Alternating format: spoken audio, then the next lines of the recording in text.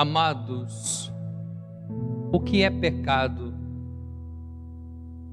O que é o pecado? Como podemos definir o pecado? Pecado é tudo aquilo que ofende a Deus. Pecado é tudo aquilo que eu faço e ofende a Deus. Pecado é tudo aquilo que eu falo e ofende a Deus. Pecado é tudo aquilo que eu faço e falo contra o próximo e ofende a Deus. É tudo aquilo que eu faço contra mim e ofende a Deus. Isso é pecado. E amados, se no pecado nós ofendemos a Deus, quando nós vivemos a santidade, nós agradamos a Deus. E o que é santidade? É tudo aquilo que agrada a Deus. O que é santidade é tudo aquilo que eu faço, que eu falo e que agrada a Deus. E amados, o pecado tem consequência, a santidade também tem consequência. As escolhas que nós fazemos em nossa vida têm consequências. A fidelidade a Deus, a obediência a Deus tem consequência boa. A infidelidade a Deus, a desobediência a Deus tem consequência ruim. E na nossa primeira leitura de hoje, nós estamos vendo um contexto do povo de Deus, o povo de Israel, que conquistou a sua terra, a terra prometida, a terra de Canaã. O povo de Israel com sua cidade sede, Jerusalém, aonde construiu o seu templo, onde o povo de Deus agora livre constituiu a sua vida política, a sua vida religiosa. E o povo de Deus então tem a sua vida, a sua promessa, vive tranquilo. Mas em alguns momentos a gente olha a história de Israel, outros povos maiores tentaram conquistar a terra de Israel. E vale lembrar que o povo de Israel é pequeno, não é um povo imenso, grande, não, é pequeno o povo. Então o seu exército, para proteger a sua terra, também é um exército pequeno. E os outros povos da Babilônia, povos da Pérsia, imensos, com um exército imenso, e que muitas vezes tentaram guerrear contra Israel, contra esse povo pequeno. E o Antigo Testamento nos diz que Israel sempre vencia, mesmo tendo um exército pequeno, sempre vencia, porque o povo de Israel era um povo fiel a Deus, obediente a Deus, um povo de oração, uma comunidade, um povo unido, que se amava, que se respeitava, que agradava a Deus em suas atitudes, em seus comportamentos, em suas palavras, que participavam do templo e rezava. Aí vinha o inimigo contra o povo de Deus, um inimigo muito maior. E o povo de Deus pequeno, e o povo de Deus sempre ganhava a batalha. Isso é muito lindo, amados, porque a força do povo de Deus, a força do povo de Israel não estava em si somente, mas é uma força que vem de Deus. E este povo fiel, obediente, sempre ganhava suas batalhas contra seus inimigos. É a nossa vida, amados. A nossa vida também é feita de lutas, de batalhas. Nós temos nossos inimigos, nós temos situações que tentam contra nós, mas quando tudo isso chega e nos encontra uma pessoa fiel a Deus, uma pessoa religiosa, uma pessoa obediente a Deus, pode ter certeza, não importa o tamanho da tribulação que nós temos para vencer, nós venceremos, amém? Porque Deus está do nosso lado e porque nós estamos junto de Deus. Então, a fidelidade, a obediência, a santidade tem consequência, a consequência é sempre boa. Mas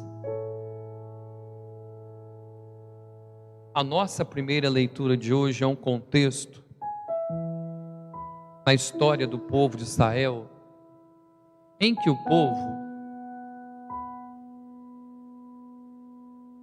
começou a ser infiel a Deus, mesmo sabendo o caminho a seguir, mesmo sabendo de sua fé em Deus, o povo começou a dar ouvidos para outras doutrinas, outros caminhos, adorando deuses falsos. O povo começou a ser fiel a ponto de se colocar no lugar de Deus, de ser arrogante, orgulhoso, de deixar de ouvir os mandamentos de Deus. O povo começou a ser infiel a ponto de não praticar mais a palavra do Senhor e não mais obedecer a Deus. Então, a primeira leitura de hoje começa dizendo que este povo de Israel multiplicou a sua infidelidade a Deus e a sua desobediência a Deus. Então, a nossa primeira leitura de hoje, o contexto é este: o povo está infiel a Deus, está desobediente a Deus, e ao mesmo tempo, neste momento, o povo da Babilônia, com o seu exército, mais uma vez, veio guerrear contra o povo de Israel.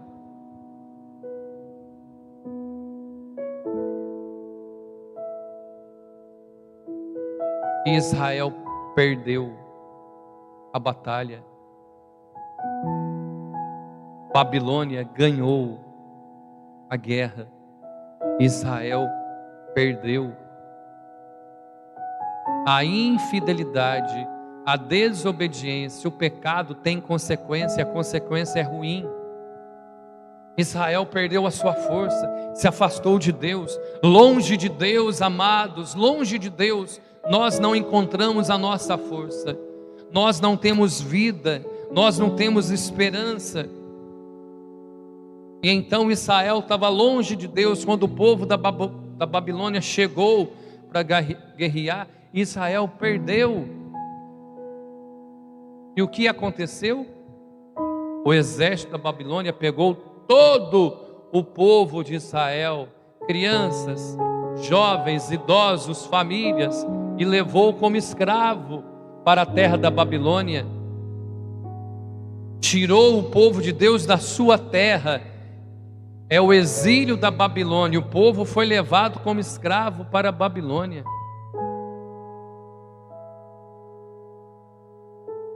Humilhado, o povo foi levado como escravo. Por isso o nosso salmo de hoje. O que acontecia lá na Babilônia com o povo de Deus? Eles trabalhavam o dia inteiro como escravos, e à noite, antes de dormir, eles se reuniam à beira dos rios da Babilônia e cantavam, viviam a sua fé, lembravam de sua religião, daquilo que eles rezavam no templo de Jerusalém. E muitas orações que nós temos na palavra de Deus, muitos salmos que nós temos na palavra de Deus, foram feitos por este povo no exílio da Babilônia. Um exemplo é o salmo de hoje, Salmo 138. Foi feito pelo povo de Israel lá no exílio da Babilônia, sentados à noite à beira dos rios, e chorava. E então eles cantavam este salmo, rezaram este salmo de hoje. Que se prenda a minha língua ao céu da boca, se de ti eu me esquecer, ó Jerusalém. É um canto de um povo arrependido, é o canto de um povo humilhado. O pecado nos humilha, o pecado humilha a nossa família, a nossa vida, a nossa honra. É o canto de um povo humilhado, sendo escravo na terra da Babilônia, que se colhe a minha língua ao céu da boca, se de ti me esquecer, Jerusalém. É como se o povo estivesse dizendo: nós não queremos esquecer o que um dia nós fomos. Um povo livre, tivemos a nossa liberdade, estávamos junto de Deus, a gente tinha tudo. E agora estamos aqui, nesse exílio, nessa escravidão, escravos, perdemos a nossa liberdade, estamos arrependidos. É como se o povo de Deus estivesse dizendo: o que foi que eu fiz? É como se o povo de Deus estivesse dizendo: o que eu estou fazendo?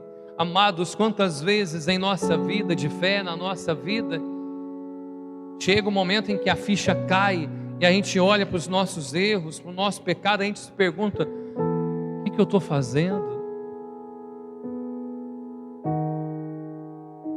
Por que eu fiz isso? Por que eu estou fazendo isso? Eu estou ofendendo a Deus, a mim, a minha casa, a minha família? Quero voltar. Quero voltar a ser a pessoa que eu era.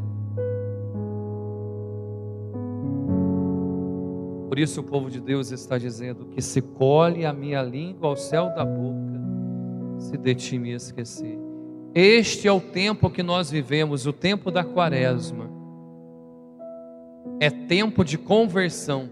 É este tempo em que a Santa Missa, a palavra, a vida em comunidade, o exame de consciência na nossa confissão, nos faz mergulhar em nós mesmos, para a gente olhar e perguntar: o que eu estou errando? Por que eu fiz isso? Eu preciso mudar. Estou arrependido. O tempo da quaresma é o tempo de um povo arrependido. E aí? Qual é a atitude de Deus diante desse nosso arrependimento? Qual é a atitude de Deus diante dessa humanidade que precisa de salvação? Aí vem São Paulo na segunda leitura para nos lembrar: Deus é misericordioso. E isso eu preciso sempre me lembrar: Deus é misericordioso. Este povo que estava ali no exílio da Babilônia foi libertado, voltou para sua terra, para a sua liberdade. Nós que somos escravos de nossos pecados, nossos vícios, nossas manias, nós que somos escravos, Deus misericordioso como é, diante do nosso arrependimento, da nossa vontade de mudar, da nossa vontade de não pecar mais, nos enviou seu Filho Jesus. E aí o Evangelho está dizendo que Jesus levantado na cruz é salvação para a humanidade. E Jesus, vivendo o seu sacrifício, nos libertou de nossos pecados. E a paixão e ressurreição de Cristo é a nossa salvação. Então, amados, nós somos este povo que caminha com a cabeça erguida, olhando para frente, porque lá na frente está vindo a Semana Santa. E a Semana Santa é este momento em que nós celebramos a paixão de Cristo, a sua ressurreição. A Semana Santa é este momento em que o povo arrependido toma posse dessa bênção e dessa graça. E agora essa bênção e essa graça dentro de nós nos ajuda a vencer os nossos inimigos, nos ajuda em nossas batalhas, em nossas lutas. Eis a nossa alegria, eis a nossa felicidade. De um povo que sabe que não é perfeito, mas caminha para a santidade, para a perfeição. De um povo que sabe que já pode viver aqui na terra as coisas do céu.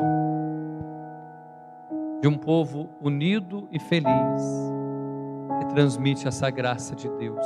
E é isso que nós pedimos ao Senhor, que o Espírito Santo venha sobre nós, que nos ajude neste tempo de conversão, de mudança, de jejum, de oração, de caridade, para que possamos abrir espaço no nosso coração para a graça de Deus, para a ressurreição de Jesus, para uma vida nova. Amém?